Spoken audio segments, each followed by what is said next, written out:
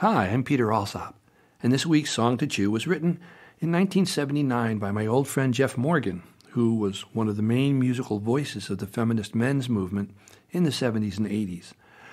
Geof's songs were anthems and ballads and often deliciously insightful and humorous views into our male lives. Today we'll listen to his song The Matador, which he originally recorded on his Finally Letting It Go album in 1982. The version we'll listen to today was released on My Ebenezer's Makeover album, but it's not sung by Geof. It's sung by our mutual friend and well-known singer-songwriter Charlie Murphy. Charlie's 1981 album, Catch the Fire, addressed LGBTQ issues and pagan spirituality, among other things. He recorded this version of Geof's song on the landmark Walls to Roses Songs of Changing Men album, put out by Smithsonian Folkways Records. When you have a chance, I highly recommend that you find some of the albums by these feminist men's artists who wrote many incredible and informative songs about the gender issues that we're still working through today. So now, let's listen to our Song to Chew, written by Geof Morgan and sung by Charlie Murphy, The Matador. The matador enters the ring, the hot desert sun comes pouring down, approaching the life he will take. He holds out his cape, he stands tall and proud, his passes are daring, the time it is nearing, his eyes hold the breath of the crowd.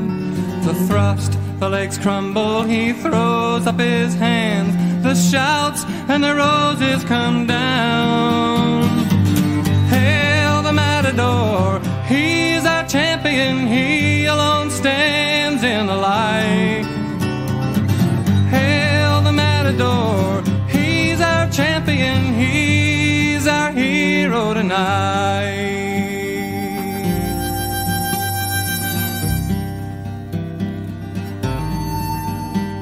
The front line is quiet in a trench all alone. He watches the stars in the sky, the snap of a twig, and he's back in the war, where he sweats and prays that he won't die. He fixes his bayonet and watches the shadow that's soon to feel his cold reply. He jumps and it's over, and one won't grow older. In silence he stares at the sky. Hail the Matador, he's our champion, he alone stands in the light. Hail the Matador, he's our champion, he's our hero tonight.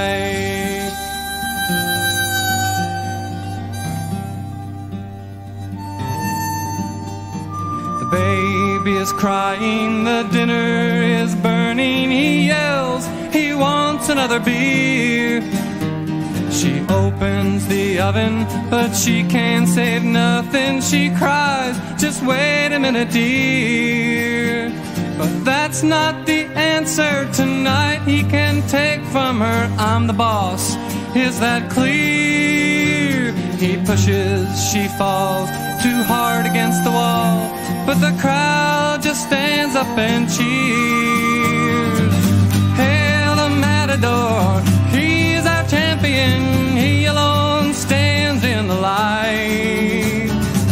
Hail the Matador, he's our champion, he's our hero tonight. This song is chock full of ideas to chew on, eh? Where to start? For one, the image of a matador conjures up a bullfighter, of course, the one who kills the bull in the splendor of a bullfighting ring, surrounded by paying customers who come to watch the spectacle of a single man alone in the ring with a fierce bull and only a cape for protection at first. Later, there's definitely a sword. What courage, what a hero, or heroine as the case may be. Evidently, there are also female bullfighters who have been around since antiquity called matadoras or toreras, although some of them resent being called by the feminine form of the noun and would prefer to be called, like male bullfighters, toreros or matadors. But I digress. I don't know if we have any trans or non-binary matadors yet, but I suspect we may see them before too much longer. If we are not aficionados of bullfighting, we probably don't know that before the matador enters the ring, The bull is attacked by the picadors, men on horses with long lances that poke the bull to make him bleed and tire him out before the matador is to face him. And then banderilleros, assistants on foot, stab 3 pairs of barbed darts into the bull at the same shoulder and neck region where the picadors lanced the bull. Their actions further weaken the neck of the bull, causing his head to drop even more. Bullfighting has been around since the 11th century and had become entrenched in Spanish culture as a sport of aristocracy. But bullfighting went underground during the reign of Queen Isabella, who opposed it. And in 1567, Pope Pius VI banned it completely, excommunicating aristocrats who supported the fights and refusing Christian burial to those who were killed in the ring. Not sure if this happened because they were pacifists, maybe vegetarians, or just other humans who saw the cruelty and wanted it to stop. Unfortunately, the church, only 8 years later, lifted that ban against bullfighting in 1575 when it became clear that the practice wasn't going away. Seems like many men feel the need to somehow prove that we are real men, whatever that means, by acting brave, even foolhardy and devil-may-care, in order to receive the accolades of the crowds of people who will pay to see men take life-threatening chances and perform violent acts. So we continue to hail the matador, just as we laud the mostly male soldiers who follow their orders in the mostly male military. They survive and even conquer other mostly male soldiers who are seen as the enemy, under the command of mostly male military generals and admirals and other mostly male foreign leaders. In verse 2, Geof presents us with 2 male soldiers facing each other on a battlefield, from which only one will return home.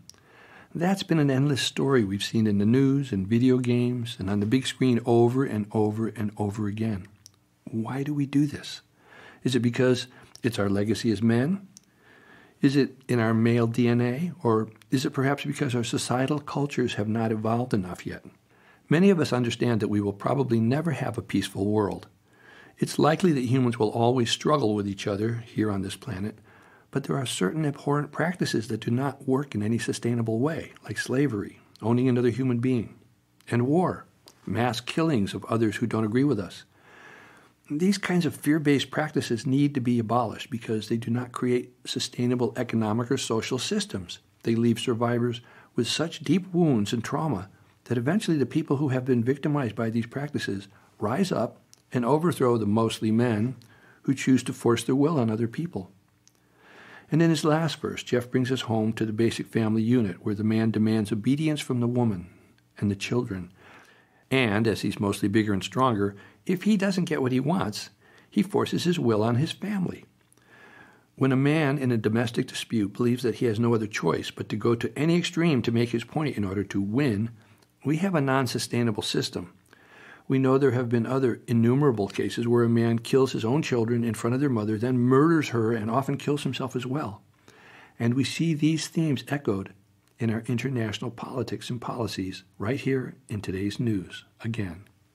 It's past time for us to look at our history and notice the word his in that word. Only by working on ourselves to abolish the violent ways we've learned to treat one another will we be able to build social systems that support and lift people. And we all need to know how to do that. All of us human children need to learn these nonviolent ways of settling disputes by seeing it modeled in our families from our fathers and brothers and uncles, not just from our mothers and sisters and aunts. If we want to have prosperity and live lives with some grace and beauty, if we want to live without fear of poverty, war, aggression, and greedy power, we need to focus on how to find and value joy and love in our own male lives.